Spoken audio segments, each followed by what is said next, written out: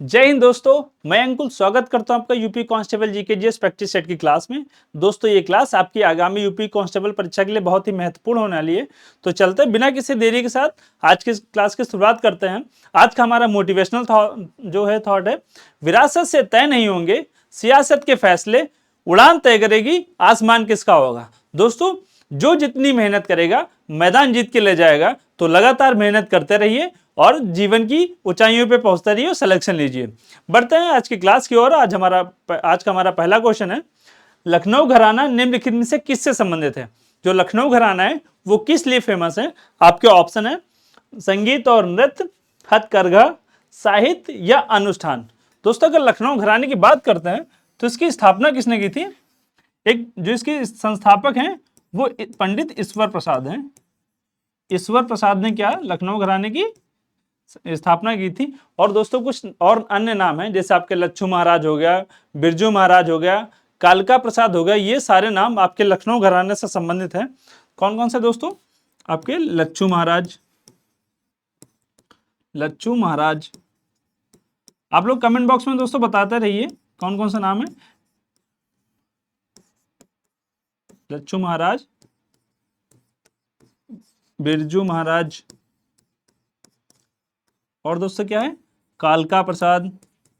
क्या कोई और नाम भी है इसके अलावा जो आपके लखनऊ घराने से संबंधित है। हाँ दोस्तों, एक है शंभू महाराज, शंभू महाराज। ये दोस्तों सारे बड़े नाम हैं जो आपके लखनऊ घराने से संबंधित है और बार बार आपके एग्जाम में पूछे जाते हैं। ठीक दोस्तों, तो आपका लखनऊ घराना किससे संबंधित है, संगीत और नृत्य से। बढ़ते नेक्स्ट क्वेश्चन की ओर। हमारा अगला क्वेश्चन है, इंडोनेशिया की राजधानी क्या है। तो इंडोनेशिया एक द्वीपीय देश है, इसकी राजधानी क्या है। आपके ऑप्शन है Sumatra, port of Prince, Manila, Jakarta. दोस्तों आप कमेंट बॉक्स में बताइए इसका जो आंसर क्या होगा। देखिए जो मनीला है ये दोस्तों क्या है, किस देश की राजधानी है। राजधानी आपके एग्जाम के लिए बहुत ही इंपॉर्टेंट है। ठीक है दोस्तों, तो आप लोग बार बार राजधानी प्रैक्टिस करते रहिए। एक पेज लीजिए जहां भी आप स्टडी करते हो, रूम में, लाइब्रेरी में, तो अपने सामने चिपका लीजिए और बार बार उसका रिवीजन करते रहिए। सारी राजधानियां आपको याद हो जाएंगी और एक राजधानी कम से कम एक से दो क्वेश्चन आपके एग्जाम में आने वाले हैं। तो मनीला दोस्तों कहाँ की राजधानी है ये, ऑप्शन में आप लोग बताइए। आपका जो देश पड़ता है फिलीपींस, फिलीपींस, फिलीपींस की राजधानी क्या हो जाएगी, मनीला। पोर्ट ऑफ प्रिंस जो है दोस्तों एक देश, एक द्वीपीय देश है, हैती, हैती की कैपिटल है। और आपकी सुमात्रा क्या है, सुमात्रा इंडोनेशिया के एक द्वीप है और जकार्ता इसकी क्या है, कैपिटल हो जाएगी। तो इंडोनेशिया की राजधानी क्या है, जकार्ता। दोस्तों अभी इंडोनेशिया की राजधानी चेंज करने की बात चल रही है। जो बोर्नियो द्वीप है वहां पे स्थित है नूरसंतारा, तो वो अभी इंडोनेशिया की नई राजधानी बनने वाली है, जिसके दो प्रमुख रीजन है। एक तो क्या है कि सुमात्रा अभी जो है जल स्तर से मतलब जो समुद्र का जल स्तर बढ़ रहा है तो इसके डूबने के चांस बहुत ज्यादा बढ़ रहे हैं। और दूसरा जो वहां की जो मतलब व्यवस्था है जो विकसित, मतलब उसको एक द्वीप को विकसित करने के लिए भी उसकी राजधानी चेंज करने का प्लान चल रहा है।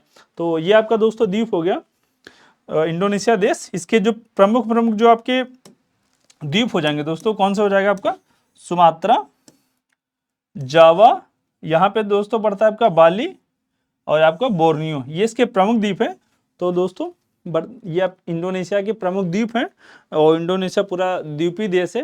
लगभग इसके अंतर्गत 1000 से ज़्यादा द्वीप पड़ते हैं, जिसे जो छोटे छोटे द्वीपों से मिलकर इंडोनेशिया बना हुआ है। बढ़ते हैं नेक्स्ट क्वेश्चन की ओर। हमारा अगला क्वेश्चन है, निम्नलिखित में से कौन सा लॉन्च वाहन मिशन चंद्रयान 2 के प्रयोग में लिया गया था। तो कौन सा लॉन्च वाहन मिशन है जो चंद्रयान 2 के प्रयोग में लिया गया था। आपके ऑप्शन है GSLV MK3, PSLV C11, GSLV F11 या PSLV C45। ये दोस्तों आप देखो आपके ऑप्शन है। अगर बात करते हैं PSLV C11 की, दोस्तों जो हमारा चंद्रयान फर्स्ट मिशन है ये कब भेजा गया था, 22 अक्टूबर 2008 को। चंद्रयान फर्स्ट मिशन जो है दोस्तों, चंद्रयान फर्स्ट मिशन जो है 22 अक्टूबर 2008 को भेजा गया था। ये जो है PSLV C11 से भेजा गया था और GSLV MK3 से हमारा चंद्रयान 2 मिशन भेजा गया था। जो चंद्रमा के दक्षिणी ध्रुव पे उतरा है, और जहां पे उतरा है उसका नाम है शिव शक्ति पॉइंट। इसमें दोस्तों इसमें क्या दोस्तों था, जो है लैंडर और रोवर।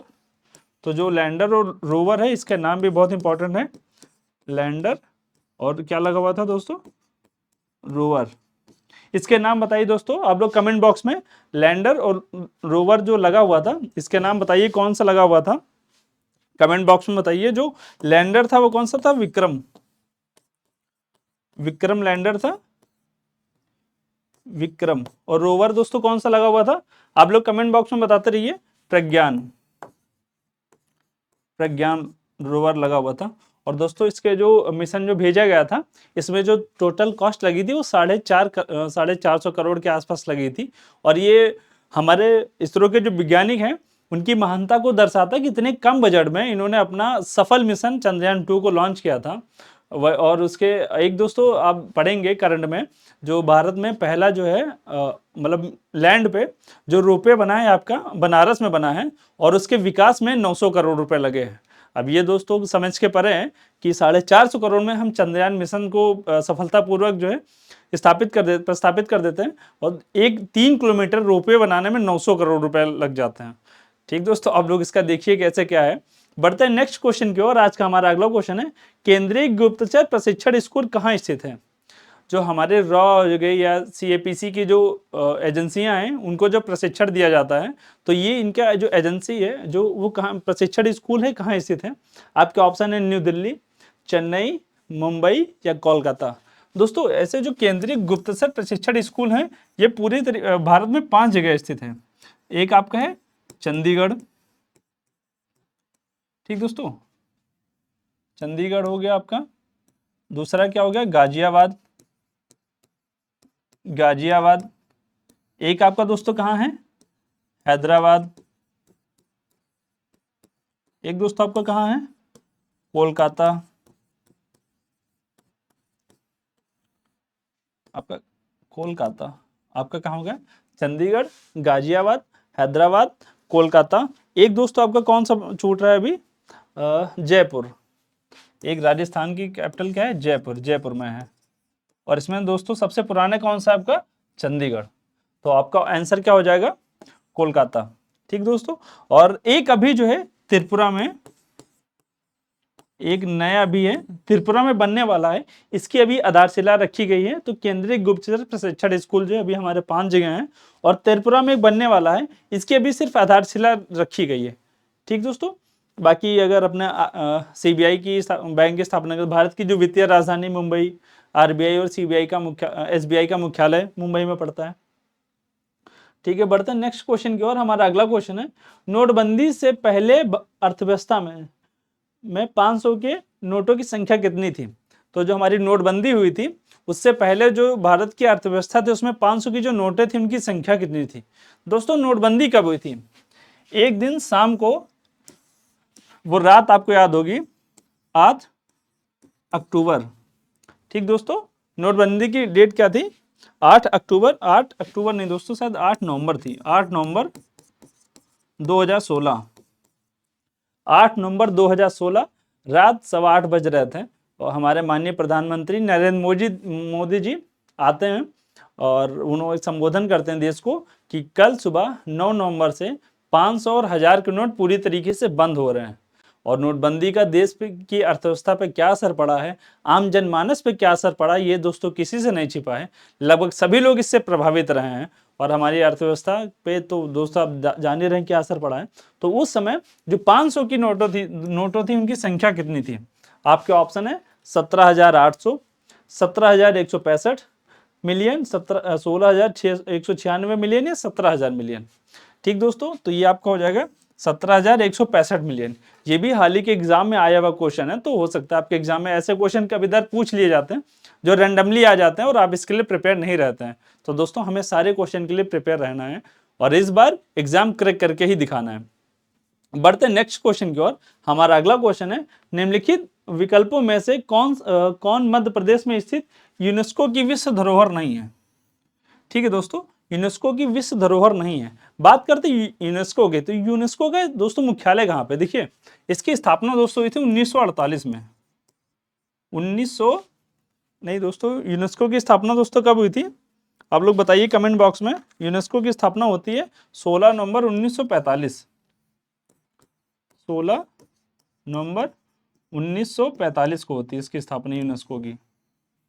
ठीक दोस्तों, और लंदन में एक संगठन, लंदन में एक बैठक होती है, वहां पे इसकी स्थापना होती है। बाद में इसका मुख्यालय कहाँ आता है? फ्रांस की राजधानी पेरिस में। और दोस्तों यूनेस्को में अभी भारत की टोटल कितनी साइटें हैं? 44 साइटें शामिल हैं।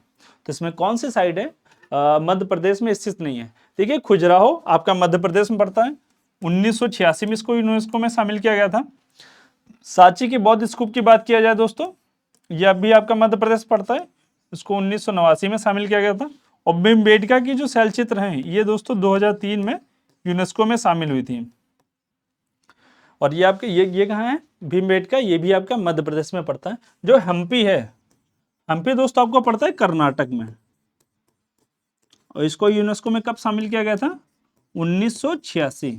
यानी जो खजुराहो स्मारक समूह है और हम्पी स्मारक समूह है, दोनों साइडों को 1986 में यूनेस्को में शामिल किया गया था। और यूनेस्को का मुख्यालय कहाँ है?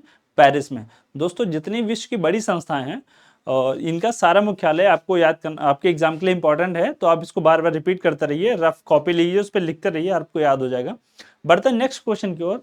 आज का हमारा अगला क्वेश्चन है, निम्नलिखित में से कौन सा साइबर अपराध नहीं है? तो कौन सा है जो आपके लिए साइबर अपराध नहीं है?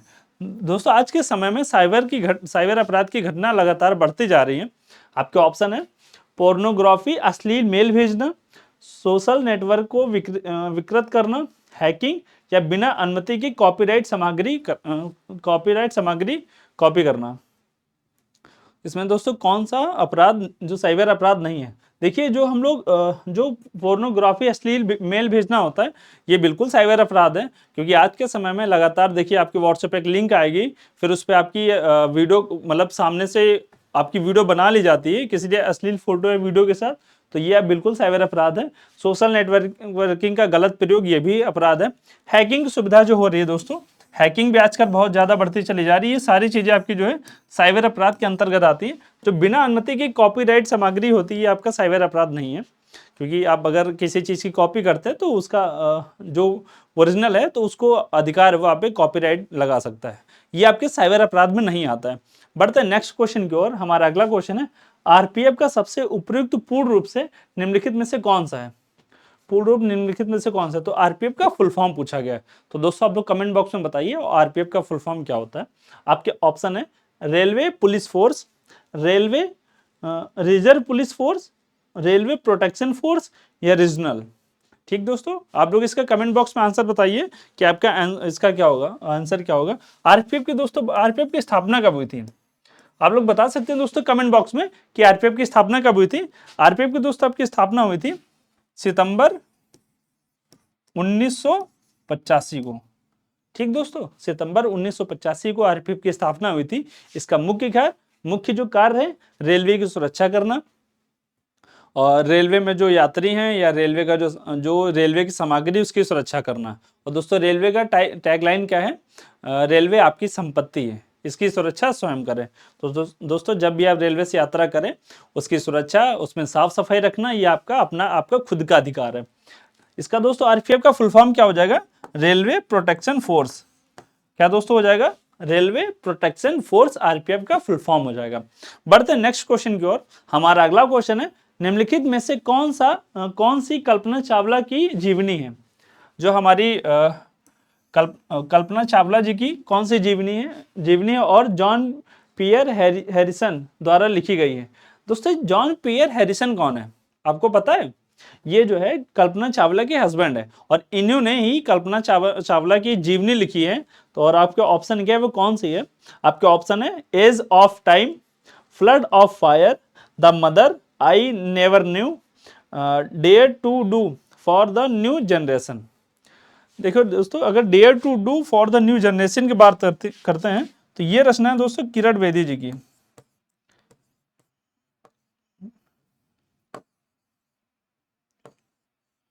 दोस्तों किरण बेदी जी की ये रचना है, किरण बेदी जी की।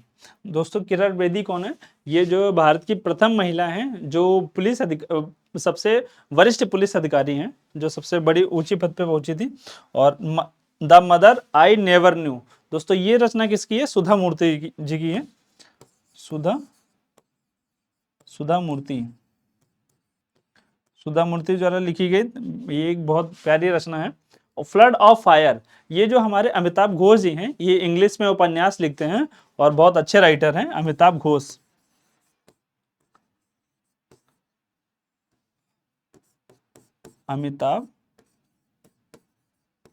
अमिताभ घोष जी की रचना है और ये बड़े अच्छे राइटर हैं, इंग्लिश में अपने उपन्यास लिखने के लिए जाने जाते हैं। और जो आपका आंसर हो जाएगा age of time. Age of time दोस्तों कल्पना चावला की जीवनी है, जो उनके पति जॉन पियर हैरिसन के द्वारा लिखी गई है। बढ़ते नेक्स्ट क्वेश्चन की ओर। हमारा अगला क्वेश्चन है, भारतीय कृषि अनुसंधान संस्थान पूसा का मुख्यालय कहाँ है? जो भारतीय कृषि अनुसंधान संस्थान है, इसका मुख्यालय कहाँ है? आपके ऑप्शन है दिल्ली, लखनऊ, देहरादून या करनाल। आप लोग कमेंट बॉक्स में बताइए दोस्तों, इसका मुख्यालय कहाँ है? देखिए, अगर बात करते हैं लखनऊ की, दोस्तों लखनऊ में कौन कौन से मुख्यालय हैं? आपका भारतीय गन्ना अनुसंधान संस्थान, इसका मुख्यालय कहाँ है? भारतीय गन्ना अनुसंधान संस्थान,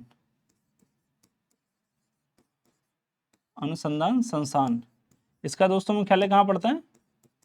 लखनऊ में है। देहरादून की अगर बात करते हैं तो वन अनुसंधान संस्थान दोस्तों कहाँ है? वन अनुसंधान संस्थान कहाँ है दोस्तों? आपका देहरादून में है संस्थान। और अगर करनाल की बात करते हैं तो करनाल में दोस्तों आपका कौन सा मुख्यालय है? दुग्ध अनुसंधान संस्थान। ठीक दोस्तों, करनाल में आपका कौन सा मुख्यालय पड़ता है? राष्ट्रीय डेयरी अनुसंधान संस्थान, जो दूध से संबंधित है। राष्ट्रीय डेयरी अनुसंधान संस्थान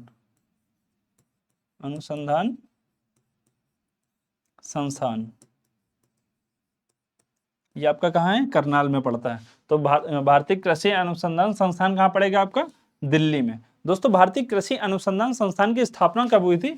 1905 में हुई थी। 1905 में भारतीय कृषि अनुसंधान संस्थान की स्थापना हुई थी और इसकी स्थापना बिहार में हुई थी। 1936 में इसे दिल्ली स्थानांतरित किया गया था। तो भारतीय कृषि बाकी अगर बात करते हैं देखिए लखनऊ में, तो लखनऊ में दोस्तों और भी बहुत सारे हैं। भारतीय गन्ना अनुसंधान संस्थान हो गया, भारतीय विष अनुसंधान संस्थान हो गया, भारतीय औषधि अनुसंधान संस्थान हो गए। ये सारे जो है मुख्य आपके जो है संस्थान के मतलब संस्थान दोस्तों कहाँ पे पढ़ते हैं? लखनऊ में है दोस्तों। एक सेकंड दोस्तों, उधर ये यहाँ लिख देता हूँ संस्थान। इनके सब ये सारे संस्थान कहाँ हैं? लखनऊ में है। बढ़ते हैं नेक्स्ट क्वेश्चन की ओर। ये दोस्तों क्वेश्चन रिपीट हो गया है, भैया आपका option age of time. Pakistan के लरकाना जिले में स्थित सिंधु नदी के तट पर स्थित सिंधु घाटी सभ्यता का एक प्रमुख शहर निम्नलिखित में से कौन सा है? तो कौन सा शहर है जो पाकिस्तान के लरकाना जिले में स्थित है, सिंधु नदी के तट पर? आपके ऑप्शन है मोहनजोदारो, हड़प्पा, लोथल या आलमगीरपुर। ठीक है दोस्तों, देखिए हड़प्पा सभ्यता आपके लिए इंपॉर्टेंट है। हड़प्पा का सबसे जो बड़ा जो ये सिंधु घाटी सभ्यता थी, इसका जो सबसे बड़ा शहर कौन सा है? हड़प्पा। उसके बाद मोहनजोदाड़ो। मोहनजोदाड़ो किस लिए फेमस है? सबसे जो सिंधु घाटी सभ्यता थी, इसका जो सबसे बड़ा स्नानगार है, ये कहाँ आपका प्राप्त हुआ है? मोहनजोदाड़ो में ही प्राप्त हुआ है। बात करते हैं दोस्तों आलमगीरपुर की। आलमगीरपुर क्या है दोस्तों? उत्तर प्रदेश में पड़ता है। आलमगीरपुर सिंधु घाटी सभ्यता का सबसे पूर्वी जो है स्थान है आलमगीरपुर। तो आलमगीरपुर दोस्तों क्या है? सिंधु घाटी सभ्यता का सबसे पूर्वी स्थल है। पूर्वी स्थल है कौन दोस्तों? आलमगीरपुर। पूर्वी स्थल। दोस्तों लोथल की बात करते हैं। लोथल कहाँ पड़ता है आपका? गुजरात में। और ये किस नदी के किनारे है? भोगवा। ठीक दोस्तों, लोथल आपका गुजरात में है, भोगवा नदी के किनारे है। आलमगीरपुर दोस्तों आपका हिंडन नदी के किनारे है। बात करते हैं अगर हड़प्पा की। हड़प्पा दोस्तों कहाँ पड़ता है आपका? हड़प्पा भी आपका पड़ता है पाकिस्तान में। और ये किस नदी के किनारे पड़ता है दोस्तों? हड़प्पा आपका पड़ता है रावी नदी के तट पर। ये जो आपका रावी नदी के तट पर है। हड़प्पा जो है सिंधु घाटी सभ्यता का खोजा गया सबसे पहला स्थल था। इसकी खोज दोस्तों हुई थी 1901 में 1921 में 1921 1921 में। और किसने की थी? दयाराम साहनी ने। दयाराम साहनी ने इसकी खोज की थी। इस तरीके से हड़प्पा सभ्यता का सबसे जो सिंधु घाटी सभ्यता का सबसे पुराना स्थल है वो हड़प्पा है। उसके एक साल बाद दोस्तों 1922 में राखलदास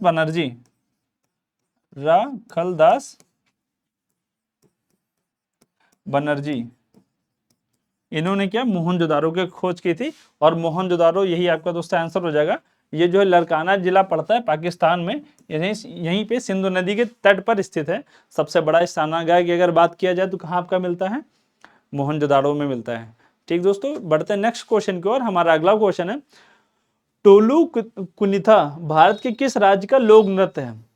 दोस्तों बताइए, डोलू कुनिथा जो है ये भारत के किस राज्य का लोक नृत्य है? लोक नृत्य आपके एग्जाम के लिए बहुत ही इंपॉर्टेंट है दोस्तों। हम लोग ऑप्शन में बताइए, डोलू कुनिथा आपका किस राज्य का लोक नृत्य है? आपके ऑप्शन है तमिलनाडु, केरल, बिहार या कर्नाटक। ठीक दोस्तों, आप लोग कमेंट बॉक्स में बताइए दोस्तों। अगर तमिलनाडु की बात करते हैं, एक नृत्य है करगहट एक दोस्तों नृत्य है। ये तमिलनाडु का बहुत ही लोकप्रिय नृत्य है। ठीक दोस्तों, अगर बिहार की बात की जाए तो बिहार में आपके कौन से पड़ते हैं? झूमर हो गया, झूमर, बहेलिया, ये दोस्तों क्या है? लोक नृत्य हैं आपके वहाँ बिहार के। कर्नाटक का दोस्तों आप लोग जान ही रहे हैं, सबसे फेमस कौन सा है? यक्षगान दोस्तों कहाँ है? कर्नाटक का। तो डोलू कुनिथा आपका कहाँ पड़ता है? केरल का। ये केरल का लोकप्रिय नृत्य है डोलू कुनिथा। बाकी करघट जो आपका हो जाएगा तमिलनाडु का, झूमर बहेलिया हो जाएगा आपका बिहार का, यक्षगान आपका हो जाएगा कर्नाटक का। बढ़ते हैं नेक्स्ट क्वेश्चन की ओर।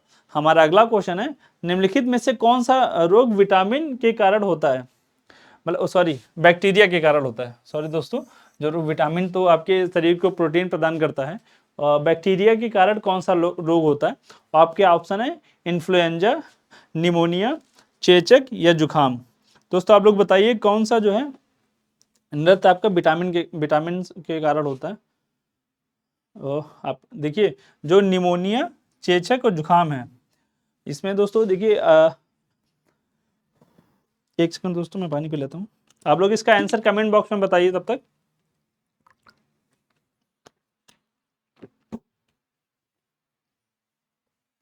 देखिए, इन्फ्लुएंजा और चेचक और जुखाम, ये दोस्तों जो तीनों नृत्य आपके जो रोग हैं ये होते हैं वायरस के कारण। इन्फ्लुएंजा, चेचक और जुखाम दोस्तों ये वायरस से होते हैं। और निमोनिया किससे होता है? आपका बैक्टीरिया से होता है। ठीक दोस्तों, ये दोस्तों यहाँ पे एक गलत लिख गया है, यहाँ पे बिहेलिया होगा इसका दोस्तों आंसर जो होगा। बिहेलिया नृत्य है, ये आपका जो बिहार का क्षेत्र है वहाँ पे होता है, बड़ा फेमस। ये बड़ा फेमस जो है लोक नृत्य है बिहेलिया। ठीक दोस्तों, बढ़ते हैं नेक्स्ट क्वेश्चन की ओर। हमारा अगला क्वेश्चन है, निम्नलिखित में से किसकी खेती भारत में जायद फसल के रूप में की जाती है? जो भारत में जो खेती दोस्तों तीन प्रकार की होती है, तीन मौसमों में की जाती है कह सकते हैं, रबी, खरीफ, जायद। तो जायद कौन सी फसल है जो जायद में जो है बोई जाती है? आपके ऑप्शन है कपास, गेहूं, तरबूज या सोयाबीन। ठीक दोस्तों, अगर देखिए बात करते हैं, देखिए रबी की फसल पहले आपकी कौन कौन सी फसल होती है? रबी की, खरीफ और जायद। फसल से दोस्तों आपके एग्जाम में लगातार क्वेश्चन पूछे जाते हैं। अगर बात करते हैं रबी की फसल दोस्तों ठंडियों में होती है, यानी कि नवंबर दिसंबर में क्या होती है? बोई जाती है। और आपकी मार्च से जून तक काटी जाती है। जून तक इनकी जो कटाई हो जाती है। खरीफ की दोस्तों बात करते हैं तो खरीफ की फसल दोस्तों कब बोई जाती है, ये आपकी जून मई जून में, मई टू जून बोई जाती है। और दोस्तों इसकी कटाई कब होती है आपकी, इसकी कटाई आपकी होती है अक्टूबर नवंबर में। जायद की फसल दोस्तों आपकी बोई जाती है मार्च में, मार्च अप्रैल तक, और ये कब, जून तक इसकी कटाई हो जाती है। और जितने दोस्तों आपके सेहत के लिए जो लाभदायक रसीली फसलें होती हैं, जैसे आपके खीरा हो गया, तरबूज हो गया, और यही ऐसी दोस्तों सारी फसलें आपकी बोई जाती हैं जायद में। तो आपके ऑप्शन क्या हो जाएगा, तरबूज दोस्तों। और रबी की फसलें आपकी कौन सी हो जाएंगी, जो ठंडियों के टाइम बोई जाती हैं, जैसे आपकी चना हो गया, सरसों हो गया, गेहूं हो गया, ये आपकी सारी रबी की फसलें हो जाएंगी। खरीफ की फसलें दोस्तों जो अभी के मौसम में बोई जा रही हैं, जैसे अभी जो खेत खाली में उसके बाद इसमें धान लगेगा, आपकी पिपरमिंट लगेगी, तो ऐसी सारी फसलें आपकी खरीफ की फसलें हो जाएंगी। ठीक है, बढ़ते हैं नेक्स्ट क्वेश्चन की ओर। हमारा अगला क्वेश्चन है, उत्तर प्रदेश में नौटंकी, रासलीला, कजरी, छोरा, छपेली, जैता निम्नलिखित में से किससे संबंधित है। ये जो उत्तर प्रदेश के कुछ महत्वपूर्ण नृत्य, लोक नृत्य हैं, ये, अरे दोस्तों आंसर ही बता दीजिए इसके, जो ये नृत्य, ये सारी चीजें हैं, ये संबंधित हैं, ये उत्तर प्रदेश के दोस्तों लोक नृत्य हो जाएंगे। ठीक है, शास्त्रीय नृत्य, लोक चित्रकला, प्रसिद्ध मेला नहीं है, सारे लोक नृत्य हैं जो हमारे पूरे यूपी में फेमस हैं। कुछ अवध में है, कुछ मिडिल में है, कुछ ईस्ट में है, सारे ओवरऑल ये उत्तर प्रदेश के सारे लोक नृत्य हैं। आपके एग्जाम के लिए इंपॉर्टेंट है दोस्तों, इसको लिख लीजिएगा। आपके नौटंकी हो गई, रामलीला हो गया, कजरी हो गई, झोरा हो गया, छपेली हो गई, जैता हो गया। बढ़ते नेक्स्ट क्वेश्चन की ओर। हमारा अगला क्वेश्चन है, निम्नलिखित में से कौन भारत के प्रथम सर्वोच्च वीरता पुरस्कार परमवीर चक्र से सम्मानित किए गए थे। ठीक है दोस्तों, ये कौन हमारे जो वीर सपूत हैं, जो प्रथम जो सर्वोच्च वीरता पुरस्कार होता है, भारत का जो प्रथम सर्वोच्च वीरता पुरस्कार उनको दिया गया था, परमवीर चक्र प्रथम बार किसे दिया गया था। आपके ऑप्शन है major Somnath Verma, second lieutenant Rama Raghoba Rane, captain Vikram Batra, captain Gurbachan Singh Salaria. ठीक दोस्तों, जब हमारा देश 1947 को आज़ाद हुआ था, उस समय एक बहुत बड़े हमारे मेजर थे सोमनाथ शर्मा जी। इन्होंने जम्मू कश्मीर में महत्वपूर्ण भूमिका निभाई थी। वहाँ के एयरपोर्ट को सुरक्षित करने के, मतलब उनके एयरपोर्ट के बचाव में वहाँ पे इन्होंने अपना बलिदान दिया था, और इन्होंने देश की आज़ादी में महत्वपूर्ण भूमिका निभाई थी। इसलिए जो प्रथम सर्वोच्च वीरता सम्मान है, ये परमवीर चक्र प्रथम बार मेजर सोमनाथ शर्मा को ही दिया गया था। और दोस्तों विक्रम बत्रा, ये जब हमारा कारगिल युद्ध 1999 में हुआ था, तो इन्होंने अपने जान की परवाह ना करते हुए भी एक सच्चे भारत माँ के सपूत के जैसे अपना बलिदान दिया था, और कारगिल की चोटी भारत के कब्जे में थी, और भारत ने कारगिल पे विजय प्राप्त की थी। ठीक दोस्तों, तो इन्होंने 1999 में हुआ था कौन सा, कारगिल युद्ध, तब इन्होंने महत्वपूर्ण भूमिका निभाई थी। ठीक दोस्तों, हमारा नेक्स्ट क्वेश्चन है, भारत में लोसांग त्यौहार ज्यादातर हर साल दिसंबर महीने में मनाया जाता है। यह त्यौहार भारत के किस राज्य में मनाया जाता है। दोस्तों जो लोसांग त्यौहार है, यह भारत के किस राज्य में मनाया जाता है। आपके ऑप्शन है हरियाणा, सिक्किम, केरल या पंजाब। ठीक दोस्तों, ऑप्शन दीजिए। देखिए ये लोसांग आपका कहाँ मनाया जाता है, सिक्किम में। आपका लोसांग त्यौहार दोस्तों सिक्किम में मनाया जाता है। बढ़ते हैं नेक्स्ट क्वेश्चन की ओर। हमारा अगला क्वेश्चन है, भारतीय संविधान के राज्य के नीति निर्देशक सिद्धांत की अवधारणा निम्नलिखित में से किसके संविधान से ली गई। जो हमारा भारतीय संविधान है, इसके जो नीति निर्देशक सिद्धांत है, इसकी अवधारणा किसके संविधान से ली गई है। आपके ऑप्शन है आयरलैंड का संविधान, संयुक्त राज्य अमेरिका का संविधान, फ्रांस का संविधान या कनाडा का संविधान। ठीक दोस्तों, जैसे अगर बात करते हैं संयुक्त राज्य अमेरिका के संविधान, संयुक्त राज्य अमेरिका से क्या लिया गया, फंडामेंटल राइट्स लिए गए हैं। हमारा जो संविधान, जो हमारा प्रस्तावना है, हम भारत के लोग, ये भी संयुक्त राज्य अमेरिका से लिया गया है। स्वतंत्र न्यायपालिका, ये भी संयुक्त राज्य अमेरिका से लिया गया है। ठीक दोस्तों, और जिससे सशक्त केंद्र जो है, केंद्र की ओर झुकाव, ये हमारा कनाडा से लिया गया है। बाकी इसका आंसर दोस्तों नीति निर्देशक तत्व आपके आइलैंड से लिए गए हैं। ये दोस्तों आपका चार्ट है, जो संविधान के स्रोत हैं, कहाँ से क्या क्या लिया गया है। जैसा कि अभी आपका आएगा संयुक्त राज्य अमेरिका, यहाँ से मूल अधिकार, न्यायपालिका की स्वतंत्रता, न्यायिक पुनरावलोकन, उपराष्ट्रपति का पद, सर्वोच्च न्यायालय, ये सारी चीज़ें, राष्ट्रपति पर महाभियोग, ये हमारा अमेरिका से लिया गया है। कनाडा से जो सशक्त केंद्र के साथ संघीय व्यवस्था, अवशिष्ट शक्तियाँ, केंद्र की द्वारा जो राज्यों में राज्यपाल की नियुक्ति होती है, ये भी राज्यपाल से ली गई है। बाकी जर्मनी से बात करते हैं तो मूल अधिकारों का जो वो है स्थगन, ये आपका जर्मनी से लिया गया है। दोस्तों ये पूरा चार्ट है आपके लिए, बहुत इंपॉर्टेंट है, इसको आप सेव कर लीजिएगा और बार बार इससे रिवीजन करते रहिएगा। आयरलैंड की बात करते हैं दोस्तों, नीति निर्देशक तत्व हो गया, राष्ट्रपति का निर्वाचन पद्धति, राज्यसभा के लिए सदस्यों का नामांकन, ये हमारा आयरलैंड से लिया गया है। ऑस्ट्रेलिया से समर्थित सूची ली गई है। अगर बात करते हैं मूल कर्तव्य की दोस्तों, ये सोवियत संघ से लिए गए हैं। और संविधान संशोधन, ये इंपॉर्टेंट है दोस्तों आपके लिए, संविधान संशोधन जो है आपका लिया गया है दक्षिण अफ्रीका से लिया गया है। जापान से विधि द्वारा स्थापित प्रक्रिया। बढ़ते हैं नेक्स्ट क्वेश्चन की ओर। हमारा अगला और अंतिम क्वेश्चन है, निम्नलिखित विकल्पों में से किसे भारत और चीन के बीच प्रभावी सीमा कहा जाता है? तो भारत और चीन के बीच जो सीमा रेखा है, कौन सी सीमा रेखा है जो सीमा साझा, मतलब कौन सी सीमा है जो दो देशों का विभाजन करती है? मैकमोहन, डूरन, रेड क्लिफ या पाक जल डमरू मध्य। दोस्तों जो पाक जल डमरू मध्य है, ये भारत और श्रीलंका के बीच है, इंडिया और श्रीलंका के बीच है। रेड क्लिफ की बात की जाए तो रेड क्लिफ दोस्तों आप सभी जानते हैं भारत पाकिस्तान के बीच है।